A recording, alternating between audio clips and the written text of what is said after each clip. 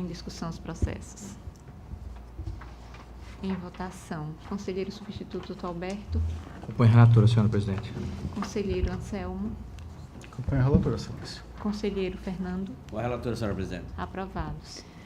Não tem mais processo para a pauta de hoje, senhora presidente. Pela ordem, conselheiro substituto, doutor Alberto. Senhora presidente, senhores conselheiros, os conselheiros substitutos, conselheira substituta, membro do Ministério Público e nossa diretora-geral, Celina. Primeiramente, eu pediria a gentileza de retirar de pauta o processo 3010 de 2016, trata-se de aplicação de multa do Funcontas, porque verifiquei uma inconsistência aqui na informação e preciso checar, né, para dar a devida segurança jurídica. E passa a relatar 3 processos, todos da Prefeitura de Mar Vermelho, todos da mesma gestora, senhora Juliana Lopes de Farias, e contratação via modalidade convite, também os 3. E por economia processual, também os 3 com regularidade com ressalva, em razão da falta da anexação da nota de empenho. Então, eu vou relatar inicialmente o processo 15.550/2013, versam os autos sobre o ofício 141/2013, encaminhado desta Corte pela Prefeitura Municipal de Mar Vermelho, em atendimento aos preceitos constitucionais legais, e a resolução normativa 03/2001, regimento interno deste tribunal, com a cópia do processo administrativo 77/2013, que originou a licitação na modalidade de convite número 7/2013, tipo menor preço global, e submetida a esta Corte. A licitação teve por objeto a prestação de serviço de manutenção preventiva do sistema da rede elétrica de iluminação pública, com fornecimento de mão de obra no município, dos locais indicados nas áreas 1 e 2 do termo de referência. E dentre esses serviços, né, porque são serviços especializados, mas limpeza e iluminação pública, substituição de chave magnética, proteção, colocação de tampa em caixa de passagem, eliminação de cargas elétricas não destinadas à iluminação pública, entre outros. Foram convidadas pela unidade administrativa 3 empresas para participar da licitação, sendo vencedora a empresa construtora Alternativa LTDA EPP. O contrato foi celebrado em 28/2/2013, com validade até 28/5/2013. O valor global do contrato foi de R$ 78.800. Foi verificado que não foi juntada aos autos a nota de empenho, apenas a dotação orçamentária. Os autos seguiram na seção de contratos convênio, na sequência para o Ministério Público, opinando pela regularidade da licitação, em apreço. É o relator, senhora presidente.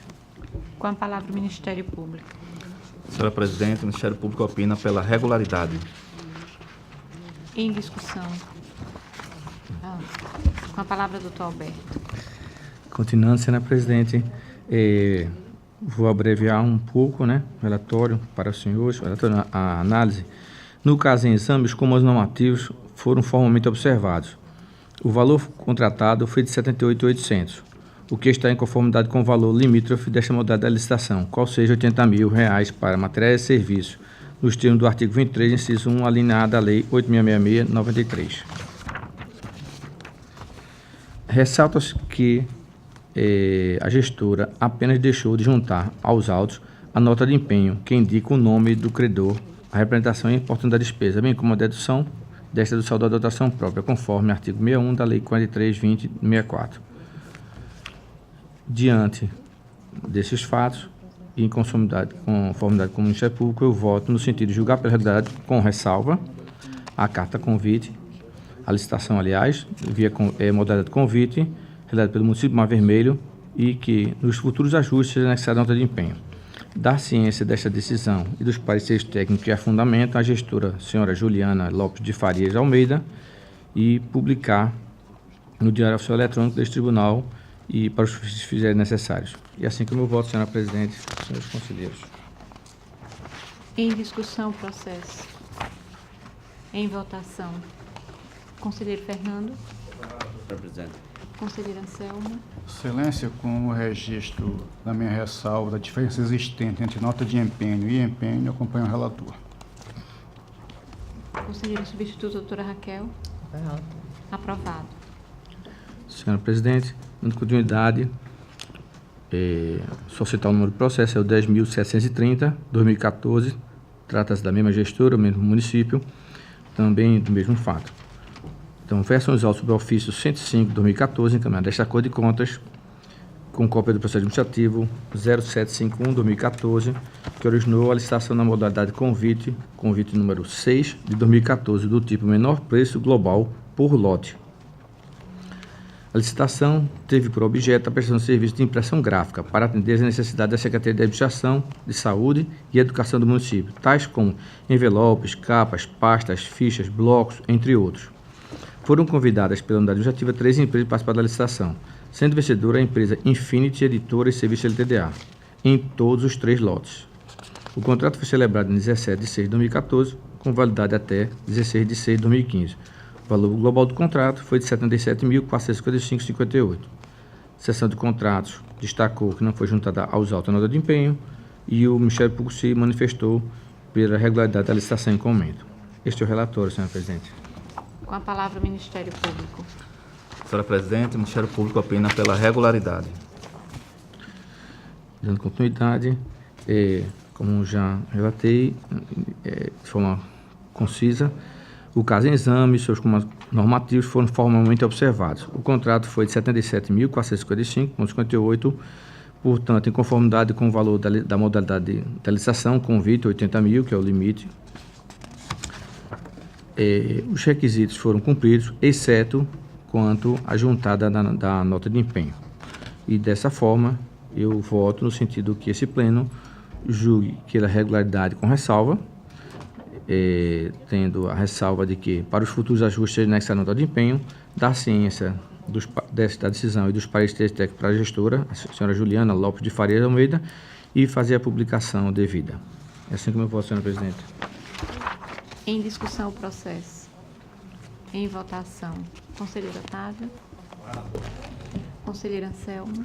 Da mesma forma que a questão anterior, acompanho o relator, excelência. Conselheiro Fernando. Conselheira substituta, doutora Raquel. Também acompanho o relator, senhora. Aprovado. Dando continuidade, senhora presidente, trata-se agora do processo 12.508/2013, da mesma unidade administrativa, Prefeitura de Mar Vermelho, da mesma gestora.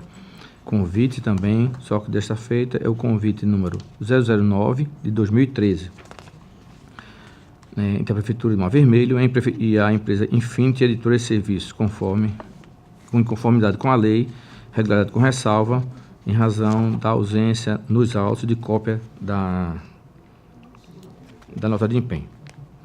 Então, a licitação teve por objeto a prestação de serviço de impressão gráfica para atender às necessidades também da administração, saúde, também outra licitação, só que em outro ano, 2013, a outra foi 2014. Foram convidadas a unidade administrativa 3 empresas para participar, e a vencedora foi a empresa Infinity Editora e Serviços, nos 3 lotes, sendo o contrato desta feita celebrado em 22 de 4 de 2013, com validade até 31 de 12 de 2013, com valor global de R$ 75.000. Seção de contratos convênio também destacou a ausência de nota de empenho nos autos, cópia. O Ministério Público de Contas opinou pela regularidade do procedimento. Com a palavra ao Ministério Público. Senhora presidente, o Ministério Público opina pela regularidade. Senhora presidente, na continuidade, todo o procedimento foi seguido, exceto pela ausência da cópia da nota de empenho, e dessa mesma forma eu voto no sentido que seja julgado pela regularidade com a ressalva, que essa ressalva seja em função da ausência da nota de empenho e que essa nota de empenho seja anexada nos futuros ajustes. Da ciência da decisão, a gestora, a senhora Juliana Lopes de Farias Almeida, e dos pareceres técnicos, e a publicação do Diário Oficial Eletrônico e os fins que fizer direito. É assim como eu voto, senhora presidente. Em discussão o processo. Em votação, conselheiro Otávio. O relator, presidente. Conselheiro Anselmo. Com o mesmo registro anterior, acompanho o relator, excelência. Conselheira substituta, doutora Raquel. Acompanho o relator, senhora. Aprovado. Senhora presidente, sem mais processo. Encerrada a pauta de hoje. Pela ordem, conselheiro Anselmo. Senhora presidente, senhora conselheira, senhores conselheiros, antes de adentrar a pauta, que eu queria, excelência, fazer o registro da presença de alunos de Direito, acadêmicos de Direito do 9º período da Estácio FAO, que estão aqui assistindo a nossa sessão plenária de hoje.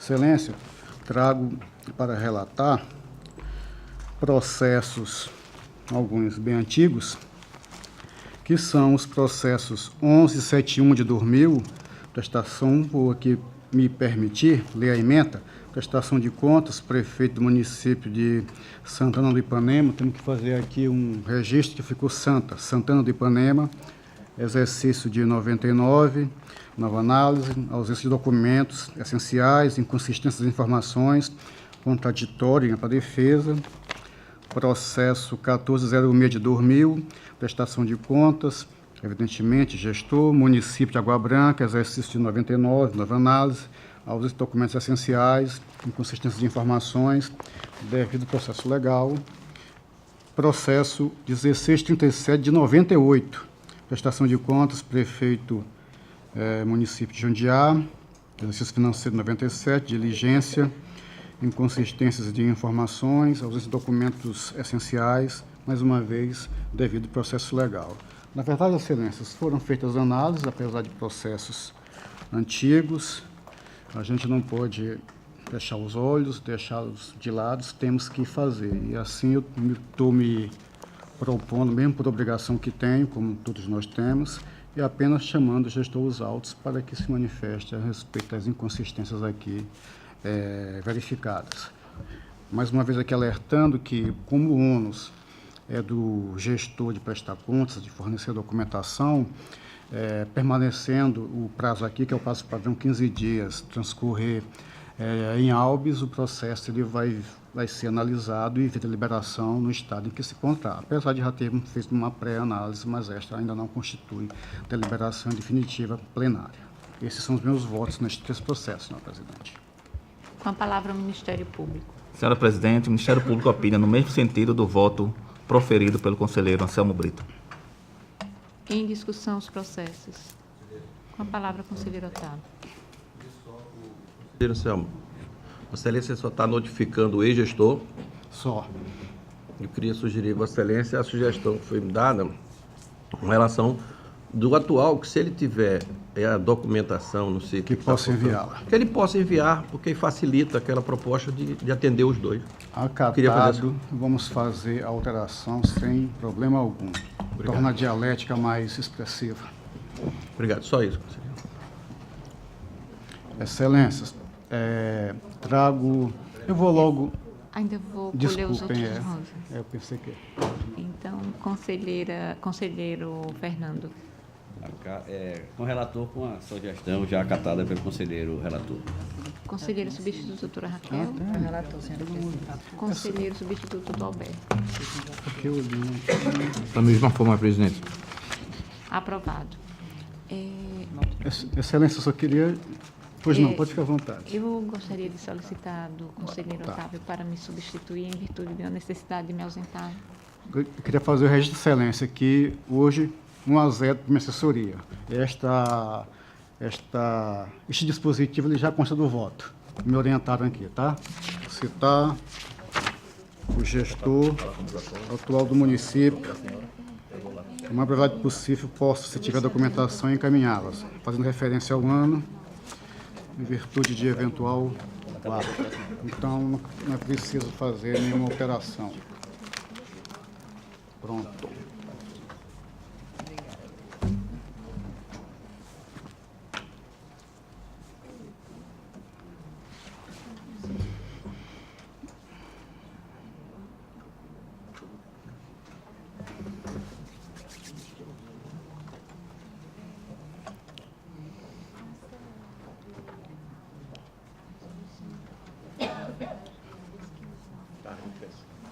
Pode deixar. Com a palavra, conselheiro Anselmo. Excelência, trago processos de sancionamento aqui, sancionamento e arquivamento, em função daquele limite, né, mensal de aplicação de multas. Assim, Excelência, trago processos com relação a um único gestor, gestor máximo do município à época. Aqui me refiro ao município de Igacê, nos processos 3026 de 2016, pelo não envio de cópia do procedimento administrativo que deu origem ao segundo termo aditivo ao contrato 660 de 2013, celebrado com a construtora Colibri Limitada. Aqui, Excelência, apresentou defesa e esta foi insubsistente. Processo 5446 de 2016, não envio do cópia integral do procedimento administrativo que deu origem ao primeiro termo aditivo ao contrato 445 de 2013, com Virgínia Maria F. Santos. Aqui não houve apresentação de defesa, aplicação de sanção, tanto nesse como no anterior, no seu patamar mínimo, sem o PIFAUS. Processo 6084 de 2016, não envio do procedimento administrativo que deu origem à tomada de preços 3 de 2015. Sanção de sem o PIFAUS, defesa insubsistente. Processo 6086 de 2016, não envio procedimento administrativo que deu origem à chamada pública número 2 de 2015. Sanção de sem o PIFAUS, processo sem defesa. Processo 6093 de 2016, no encaminhamento do procedimento administrativo que deu origem à chamada pública 1 de 2015. Sanção sem o PIFAUS, o valor da sanção, desculpem, aqui a defesa também subsistente. Processo 6104 de 2016, no envio do processo administrativo que deu origem ao pregão presencial número 12 de 2015, sem o PIFAUS de sanção, processo sem defesa. Processo 6105 de 2016, no envio, cópia integral do procedimento administrativo que deu origem ao pregão presencial número 13 de 2015, sem o PIFAUS da sanção, processo sem defesa. Processo 6107 de 2016, no envio no prazo regulamentar, de cópia integral do processo administrativo que deu origem à tomada de preços 4 de 2015.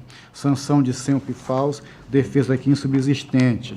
Processo 3017 de 2016, no envio do processo administrativo que deu origem ao primeiro termo aditivo ao contrato número 713 de 2013, celebrado com a empresa, acredito que seja esse a pronúncia, Suplay Net Serviços Limitada, ME, aqui sem defesa, aplicação de sanção de sem o PIFAUS. Processo 3018 de 2016, não envio de cópia integral, processo administrativo, procedimento administrativo que deu origem ao primeiro termo aditivo ao contrato 562 de 2013, celebrado com a empresa Mixlock, locação de veículos limitada, sanção de sem o PIFAUS, processo sem defesa. 3020 de 2016, no envio de cópia integral do procedimento administrativo que deu origem ao primeiro termo aditivo ao contrato 564 de 2015, celebrado também com a empresa Mixlock, locação de veículos, valor sem o PIFAUS, aqui defesa insubsistente. Processo 3021 de 2016, no envio de cópia do procedimento administrativo que deu origem ao primeiro termo aditivo ao contrato 400 de 2014, celebrado com a empresa Posto e Garcia Limitada. Valor sem o PIFAUS de sanção, processo sem defesa. Processo 3023 de 2016, no envio de cópia de procedimento administrativo que deu origem ao contrato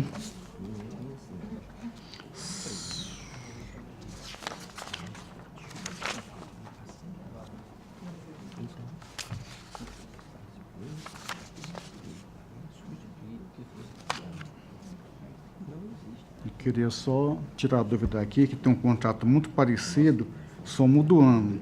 Processo 3023 de 2016, confirmar seu contrato 660 de 2014. O outro processo anterior foi 660, mas de 2013. Não tirar essa dúvida, senão está repetido. Aqui a empresa é diferente, celebrado com a empresa Mega Tecnologia Software Eireli ME. Valor sem o PIFAUS, a empresa eu já sei que é diferente.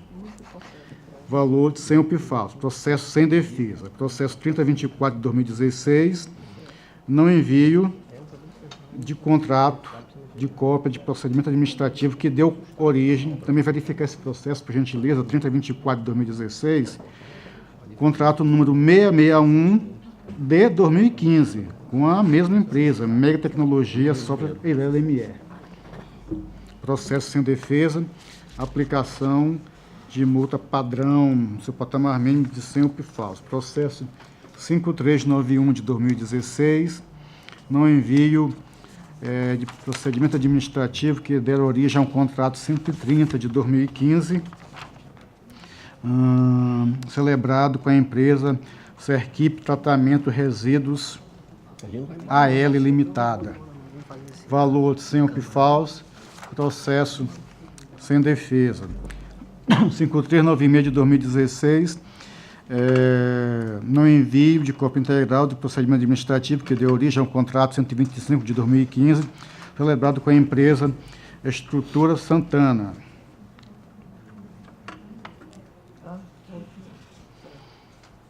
Aqui a sanção de 100 UPFAUS com defesa insubsistente, processo 5397 de 2016, não envio no prazo próprio de cópia integral do procedimento administrativo que deu origem ao patrocínio celebrado com a Associação Comunitária São José, sem UPFAUS de sanção, defesa insubsistente. Por último, o processo 5523 de 2016, não encaminhamento do procedimento administrativo desse processo. Número 68304 de 2015, que deu origem ao contrato celebrado com Rui de C. de A. Júnior ME, sanção de 100 UPFAUS, processo sem defesa. Deixa eu confirmar. São contratos diferentes, mesma empresa. Tá. Ok, então é isso mesmo, os contratos procedem, apesar dos números serem parecidos, mas muda o ano e o número de outro contrato logo em seguida com a mesma empresa, essa Mega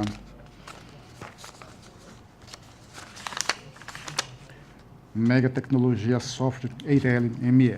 Excelência, eu vou aproveitar o ensejo também para arquivar vários processos, inclusive que passaram pelo Ministério Público, vários com parecer de insubsistente pela defesa. Razão disso, aquele limite de aplicação de 1.000 UPFAUS no mês, no período. Então, vejam só, o gestor deixou de mandar vasta documentação e nós, mesmo utilizando o patamar máximo, ainda vamos ser obrigados a arquivar vários processos por não ter essa possibilidade de aplicação de sanção, por mais pedagógica que ela seja.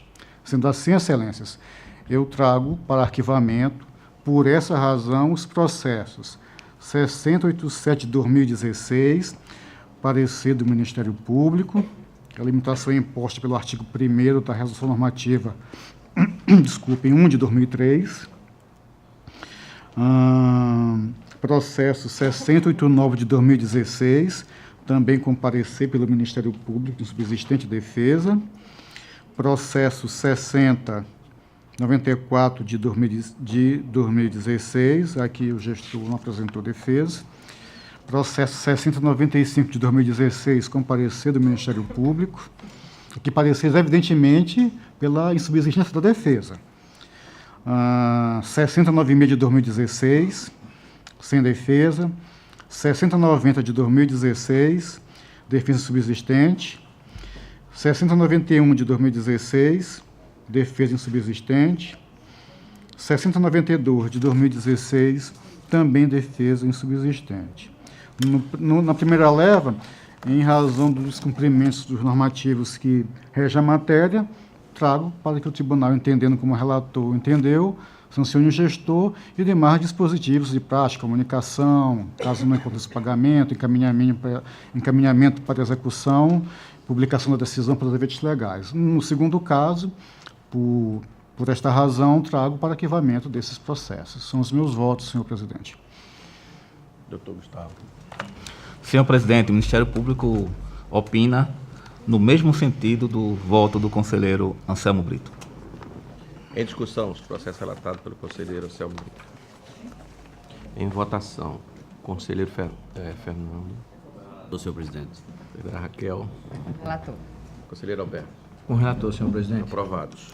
Senhor presidente, eu trago dois processos. Gostaria de fazer a leitura de um só, que o objeto é praticamente o mesmo.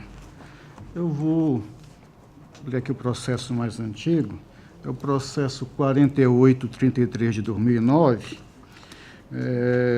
Vou dar a lida aqui. Mas precisarei ler para poder rebater, evidentemente, posicionamento, justificar o porquê do meu posicionamento, inclusive. São autos, excelências, de recurso de reconsideração interposto pelo senhor Bruno Gustavo Araújo Loureiro, na qualidade de prefeito de Japaratinga, exercício 2008, esse. O outro, que é o processo 5321 de 2010, exercício 2009, evidentemente. Em oposição à decisão simples proferida na sessão plenária do dia 25 de outubro de 2016, no qual foi aplicada a sanção pecuniária de 50 PFAUs por descumprimento de diligência, com fundamento nos artigos 45 e seguintes da lei estadual, aqui tratados, graduados, conforme contido no regimento interno e na própria normativa de graduação de aplicação de multa. Inicialmente, como destacar que após a decisão simples monocrática, número 19 de 2016, mediante a qual foram realizadas diligências requerendo diversos documentos obrigatórios e complementares essenciais à análise da prestação de contas referente ao exercício financeiro de 2008, no outro caso 2009, evidentemente que o número dessas decisões são diferentes, essa que é 19, a outra é 21 e assim por diante, excelências.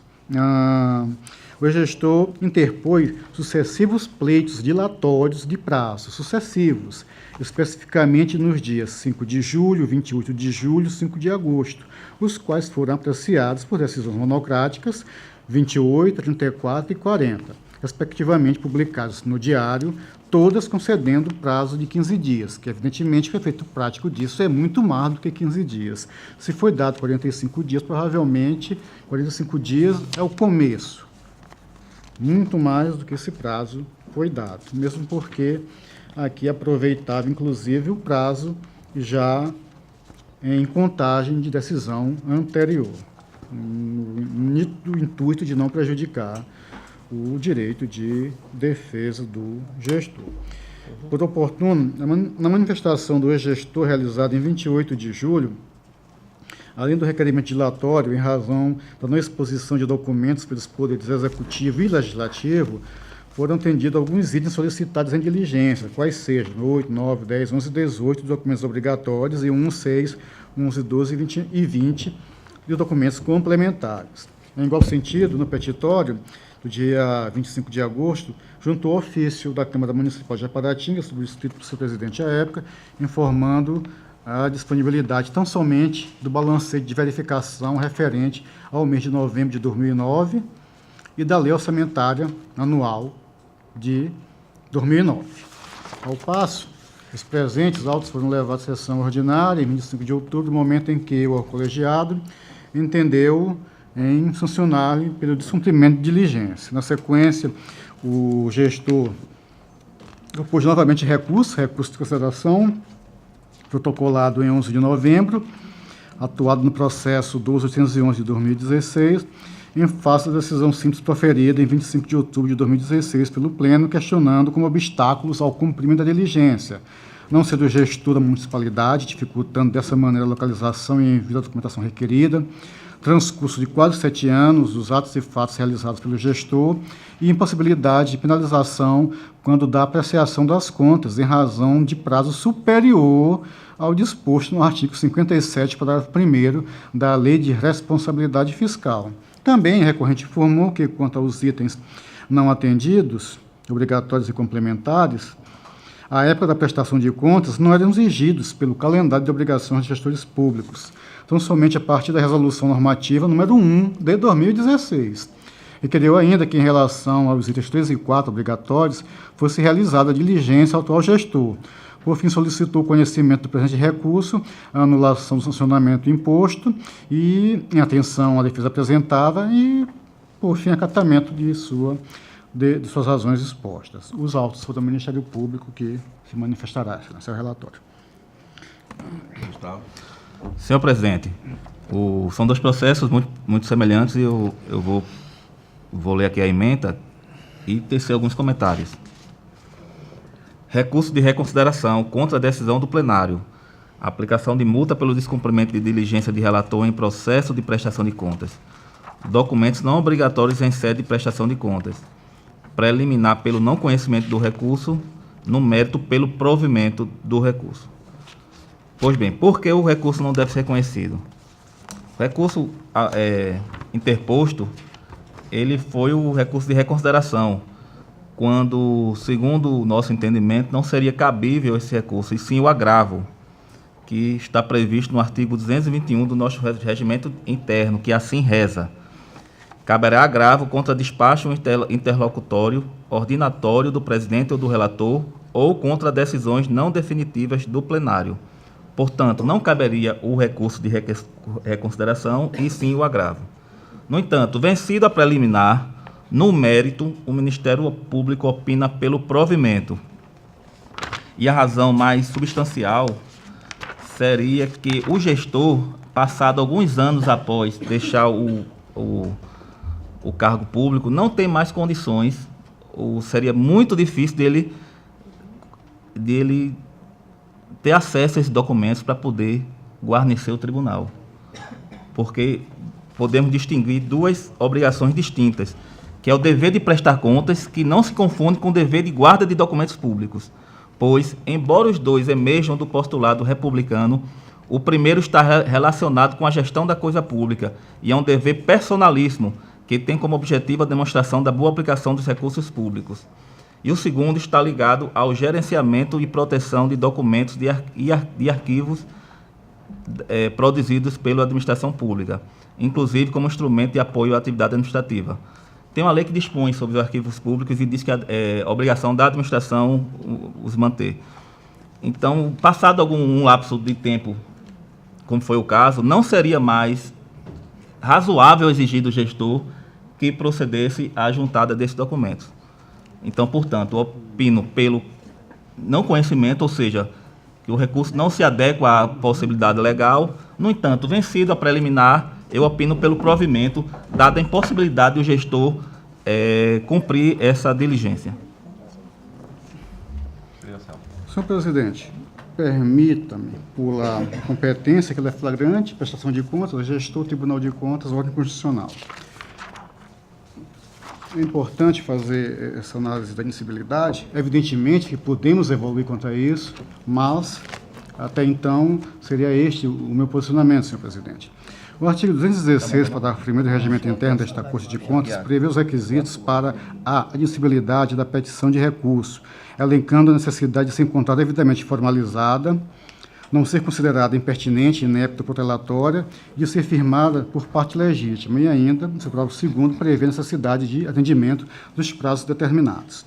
Entretanto, vislumbramos que o recurso de consideração preenche os requisitos de admissibilidade regimentalmente previstos, especialmente quanto à atenção ao prazo para sua interposição, 15 dias, e quanto ao seu cabimento, notadamente a dissonância em posicionamento do órgão ministerial que entende ser cabível o agravo regimental na forma do 211, uma vez que entendemos que, dentro do microsistema da Corte de Contas, além da legislação alienígena somente poder ser aplicada no silêncio dos normativos próprios, o que não ocorre no presente caso, data máxima vênia, as hipóteses de cabimento deverão ser restritas às previstas em lei, em razão do princípio da própria taxatividade.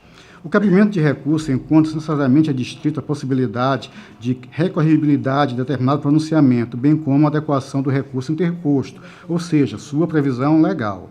Dessa forma, quanto a este requisito, a manifestação preliminar do Ministério Público quanto ao possível cabimento do agravo não encontra guarida, face à necessidade de se observar o princípio da legalidade a corroborar o da taxatividade em matéria recursal. Entretanto, alguns esclarecimentos merecem ser realizados. O princípio da taxatividade impõe que para um recurso interposto, para um recurso ser instrumento de impugnação de um pronunciamento, deve, de forma obrigatória, ser previsto em lei, não podendo as partes convencionar ou criar recurso diverso não previsto legalmente. Além disso, consoante os ensinamentos de Daniel Amorim Assunção Neves, os regimentos internos do tribunal também estão excluídos da possibilidade de inovar no ordenamento em matéria recursal, sob pena de ilegalidade e inconstitucionalidade. Dessa forma, no âmbito do Tribunal de Contas do Estado de Alagoas, observando o princípio da taxatividade apenas podem ser considerados recursos previstos na Lei Estadual 5.604 de 94. Logo, os demais, com previsão meramente regimental, não atendem ao citado princípio e, consequentemente, não preenchem o pressuposto intrínseco do cabimento, assim como revelam a pecha da ilegalidade. Nesse contexto, o agravo regimental indicado pelo Parquet de Contas, como a hipótese é prevista unicamente pelo regimento interno deste tribunal, razão pela qual se encontra em contrariedade ao princípio da legalidade, da taxatividade, impossibilitando, inclusive, seu conhecimento em eventual juízo de pré-libação. Em igual sentido, o posicionamento exarado pelo colegiado maior deste tribunal nos autos do processo 16.581 de 2012, em decisão proferida na sessão ordinária de 15 de março de 2016. Desta feita, em que pese o posicionamento do Parquet de Contas, consoante proposto pelo recorrente e acima exposto, é incontroverso que o recurso de recuperação em análise preenche os requisitos de admissibilidade em sua totalidade. Logo, há de ser conhecido pelo Pleno desta Corte de Contas. Eu evoluo para reconhecer o recurso, até pelo princípio, não que fosse se aplicar, porque já que não tem previsão na lei, eu nem poder utilizar o termo, pela instrumentalidade de recurso de aceitar um pelo outro, mas seria mais um fato a ser considerado, fosse o caso. Do mérito, superada a análise dos requisitos de admissibilidade previstos legal e regimentalmente, adentramos ao mérito para esgotar os argumentos aduzidos pelo recorrente, como forma de defender a necessária dialética processual. Assim, em seus termos, o recorrente alega o fato de não mais estar à frente do Executivo Municipal como principal empecilho para a localização e envio dos documentos solicitados em diligência, inclusive destacando o transcurso do lapso temporal de aproximadamente 8 anos. A respeito, o órgão ministerial aduz que o recorrente não possuía a guarda pessoal da documentação solicitada. Isso são palavras do Ministério Público. Razão esta que dificultaria o direito à ampla defesa e ao contraditório. Em que pese não ser o responsável da guarda de toda a gama de documentos da Prefeitura, nem poderia ser, evidentemente, por uma impossibilidade flagrante, nela incluída os relativos à sua gestão, que deveriam ter sido enviados na época oportuna e não o foram, a causa do fato gerador da diligência e dos argumentos expostos no item antecedente, mas em razão de serem públicos, da transparência exigida da administração pública, assim como na esteira mais modernamente da Lei de Acesso à Informação, que nem necessário, nem é fato decisivo, mas que falo a título de argumentação, os referidos documentos devem ser disponibilizados a qualquer cidadão que os requeira, em especial àquele sobre o qual recai a responsabilidade de fato pelos atos em debate, inclusive a fim de propiciar o pleno exercício do direito de ampla defesa em eventual processo que esteja em curso, seja administrativo, seja nesta Corte de Contas, em eventual prestação de contas. Ademais, a norma esculpida no artigo 6º da Lei Estadual 5.604 de 94 sujeita os jurisdicionados deste tribunal à prestação de contas e à tomada de contas. Não confundamos tomada de contas com tomada de contas especial. Existe diferença entre elas, os quais somente podem ser liberados dessa responsabilidade mediante decisão da Corte.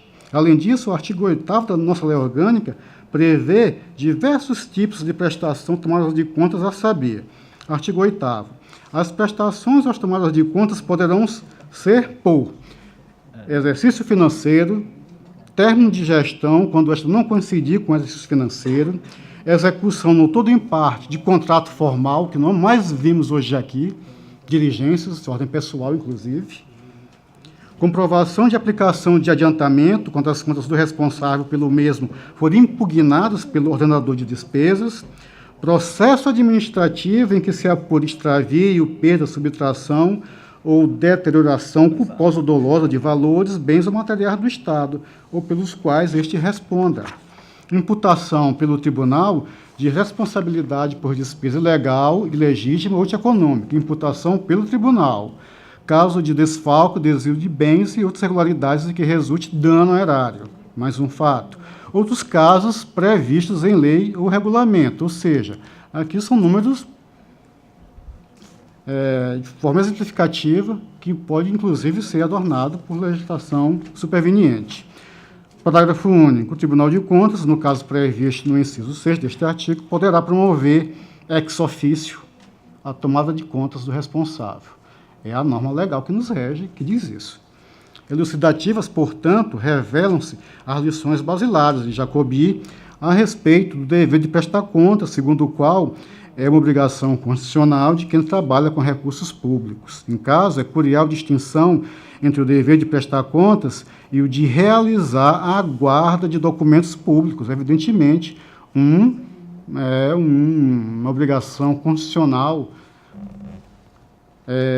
advida em todas as, praticamente, constituições, em virtude de instrumento antiquíssimo, que garante, inclusive, a democracia e o próprio republicanismo. E inafastável, sendo o primeiro, o de prestar contas, de índole inconstitucional e inafastável por quaisquer instrumentos infraconstitucionais, inclusive outra lei, tratando-se de obrigação relacionada a determinada gestão, por meio de atos personalíssimos que têm por desiderato a demonstração da boa administração dos recursos públicos. O segundo, guarda de documentos, versa sobre guarda, proteção e gestão documental, consoante que preconiza o artigo 1º da lei, muito aqui discutida, 8159 de 91, que institui a Política Nacional de Arquivos Públicos e Privados, ou seja, a obrigação administrativa afeta intimamente ao poder público, de um modo geral e despersonalizado.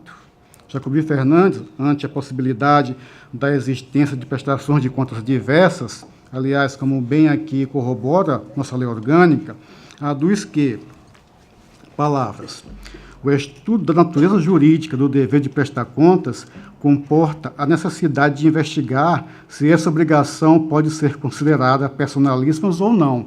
Parece que, quanto a essa possibilidade, não há dúvida que é personalíssima.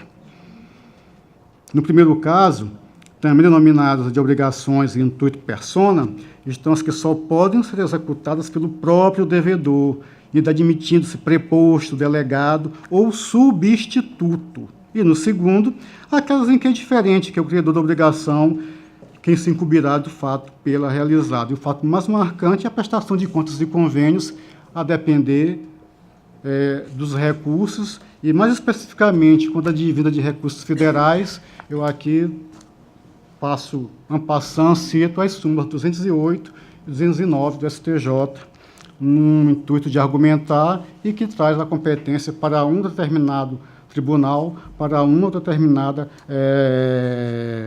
esfera judicial. O dever de prestar contas impõe a obrigação intransferível, sob pena, inclusive, de possível terceirização da responsabilidade. Em sentido adjacente, o conselheiro J.R. Caldas Furtado, sobre a prestação de contas anual do chefe do Executivo, preleciona que, palavras, é obrigação personalíssima, intuito persona, que só o devedor pode efetivar, não se podendo admitir que tal prestação de contas seja executada através de interposta pessoa, procurador, preposto, substituto, e assim por diante. Isso quer dizer que o Tribunal de Contas deve recusar a prestação de contas apresentada por uma prefeitura, referente à obrigação de um ex-prefeito, continuando ele exposto a todas as sanções previstas àqueles que não prestam contas, mesmo porque de índole constitucional, intransferível, inafastável. Sistemática diversa, inclusive simulada pelo Tribunal de Contas da União, vide súmula 230, pode ocorrer em prestação de contas entre os municípios e a União, em decorrência de transferências voluntárias efetivadas por meio de convênio. Entretanto, este não é o caso dos autos. Além disso, pois conforme aduz novamente o ilustre conselheiro, o modelo de prestação de contas anual e imposto aos gestores municipais perante os tribunais de contas dos estados é diverso do estabelecido entre os municípios e a União. Por isso, os conceitos e procedimentos utilizados pelo TCU, bem como sua jurisprudência, nem sempre podem ser utilizados pelas Cortes de Contas estaduais. Palavras. Do outro turno, que atraem as competências de tribunais de contas distintos são pedagógicas, as súmulas números 208 e 209 do Superior Tribunal de Justiça, apesar de se referirem a um único tipo de prestação de contas, que são essas de convênios. Parece-nos sem precedente a situação que, prestigiando a máxima jurídica da proibição de comportamento contraditório e a vedação de alegação da própria torpeza, em que bastaria o gestor. Isso aqui eu não estou fazendo nenhuma crítica ao posicionamento do Ministério Público, mas apenas citando as máximas latinas e por que estou citando? Por que é sem precedente? Me bastaria o gestor, prefeito, não prestar ou prestar de modo incompleto as suas contas constitucionais, seja em que tempo for e modo exigidos. Terminada a gestão, estaria transferida automaticamente a sua responsabilidade de prestar contas, subvertendo todo o sistema constitucional, quando deixará de ser intuito persona e passará a ser múltipla a tal prestação de contas, trazendo insegurança ao sistema de controle externo e, entre aspas, revogando, pois é o que parece, mandamento republicano, ao trazer outras pessoas como, entre aspas, novamente, responsáveis por sucessão, e pior, até ente público, é o que parece, para que no lugar do devido responsável assuma sua condição de prestador das contas, que é não poder e é nem dever também prestar, alegando o mesmo imperativo constitucional, prestação de contas é personalíssima. Ainda que é obrigado legalmente a deter eventual documentação, poderiam, excelências, esses sucessores ser sancionados e ou responsabilizados pelas Cortes de Contas através de quais instrumentos? Em nosso sentir, não há espaço nem construção, por mais hábil que seja, a justificar este tipo de mutação constitucional imprópria.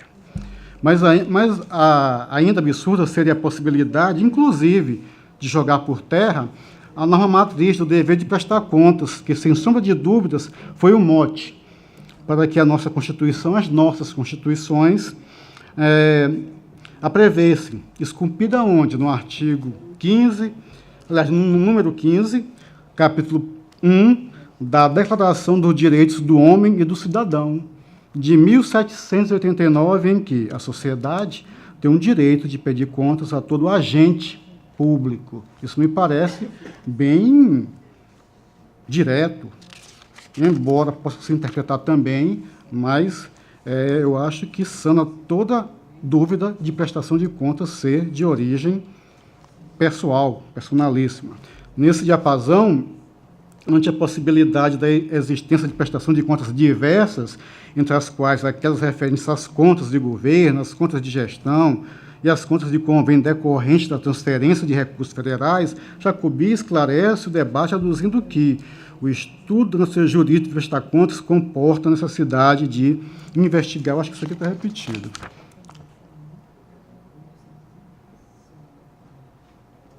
Mas eu vou ler, se tiver repetido, não vai alterar o nosso posicionamento.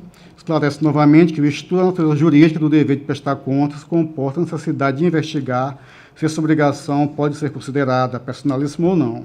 No primeiro caso, também denominadas de obrigação de persona, estão as que podem ser executadas pelo próprio devedor, emitindo-se preposto, delegado, substituto. E no segundo, aquelas em que é diferente, então isso aqui está repetido, isso já foi lido. É o item 29. Outro sim, quanto ao argumento exposto pelo recorrente de que os documentos não eram exigidos à época do calendário das obrigações dos gestores públicos, o Parquet de Contas, e aqui rendo as devidas loas, acertadamente realizou destaque sobre os amplos poderes instrutórios conferidos à Corte de Contas para o exercício do seu Ministério Constitucional, os quais permitem requisitar novos documentos em diligências, assim como aplicar a sanção pecuniária em razão do seu descumprimento. É a lógica jurídica que todos nós nos submetemos. Corrobora o exposto a norma esculpida no 82 do Regimento Interno, que prevê a possibilidade de realização de diligências pelo relator, o qual ainda presidirá a instrução processual. Dessa maneira, não persiste o argumento trazido à baila pelo recorrente quanto à obrigatoriedade do envio da documentação solicitada. Em verdade, tal juízo diante dos poderes instrutórios torna-se irrelevante, não elidindo o dever de cumprir as decisões deste tribunal. Evidentemente, decisões plenárias a que me refiro.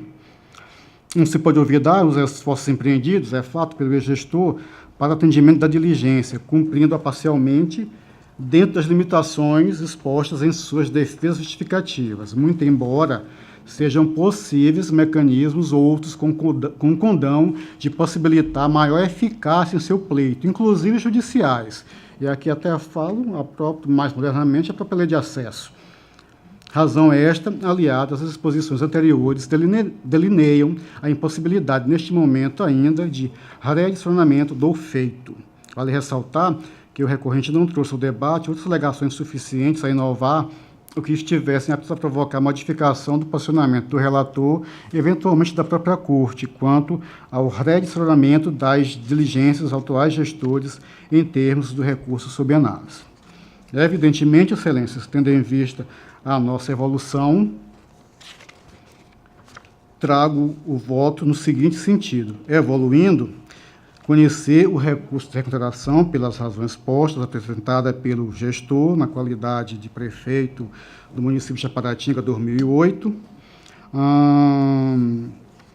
uma vez que, no nosso sentir, preenchidos os requisitos de admissibilidade estabelecidos na lei orgânica, para acolher no mérito parcialmente o pedido, sim, fazendo evolução, anulando a sanção pecuniária aplicada ao setor, desculpem ao gestor, por meio da decisão atacada, em razão do cumprimento parcial de diligência, consoante os itens 3 e 32. E aqui, Excelências, quero fazer um destaque. Faço essa evolução pelo seguinte motivo. O gestor, ele já tinha a responsabilidade de mandar a documentação obrigatória no ato de prestação de contas. Não os mandou. Posteriormente, por várias vezes, foi-lhe conferido todo o contraditório, todo o processo legal foi obedecido. Várias vezes conferido a sua manifestação. E ele utilizou dela todas as vezes. Não posso aqui desconsiderar, evidentemente, que apresentou algumas das documentações solicitadas. E tendo em vista que ele é que vai sofrer o ônus da análise, da liberação do processo no estado em que se encontrar, eu acredito que aí sim, talvez, utilizando a palavra aqui já bastante declinada, não fosse razoável manter a multa em função disso, mesmo cumprindo parcialmente a diligência, uma vez que ele que tem o ônus e pode arcar na deliberação deste plenário no estado em que estiver o processo. Sendo assim, Excelência, mas ainda assim, mais uma vez, privilegiando, contraditório para a defesa, aqui concedo ou aqui estendo o prazo para que o que foi solicitado em mais 5 dias da publicação, ele querendo, ou ele tomando as providências efetivas, o caso, que encaminhe as documentações solicitadas. E aqui já fazendo uma alteração, inclusive fazendo solicitação para o gestor atual, caso detenha a documentação, encaminhe. É nesses termos que eu voto da publicidade, evoluiu o processo do gabinete do relator para o cumprimento dos dispositivos e outras medidas que fizerem necessárias. É como voto, senhor presidente, senhores conselheiros. Em discussão, os processos relatados pelo conselheiro Anselmo Brito. Palavra, Raquel. Eu sei que esse assunto já foi discutido hoje, né, de forma bem superficial, e sei também que foi discutido na sessão de terça-feira, que inclusive eu estava ausente, com duras críticas, inclusive, a meu posicionamento, feito pelo conselheiro substituto Sérgio Maciel, mas gostaria de rebater um pouco a posição do Ministério Público, né, no que pertine a essa diferenciação do dever de prestar contas e do dever de guarda, que, inclusive, foi colocado como se eu estivesse fazendo confusão entre uma coisa e outra, e que, inclusive, quando eu me manifestei, a primeira coisa que eu fiz foi de diferenciar uma coisa da outra, estabelecendo 2 responsabilidades diferentes, que eu acho que estamos tratando de apenas 2 dos deveres dos gestores. É como se estivesse olhando num buraco de uma fechadura. Existe o dever de prestar contas, existe o dever de guarda e existe uma série de outros deveres do gestor público. Então, o fato de ele prestar contas não exime o gestor de todas as outras responsabilidades que ele arcou durante a gestão dele. Ele continua sendo obrigado a demonstrar a legalidade da gestão, mesmo depois que ele prestou contas, seja através do envio de documentação, seja através da manifestação do contraditório. O envio de documentação não deixa de ser uma oportunidade do contraditório. A meu ver, trazer o antigo gestor, o responsável, na verdade, pela prestação de contas, durante a análise e a instrução do processo, é, ao mesmo tempo, dever e direito do antigo gestor.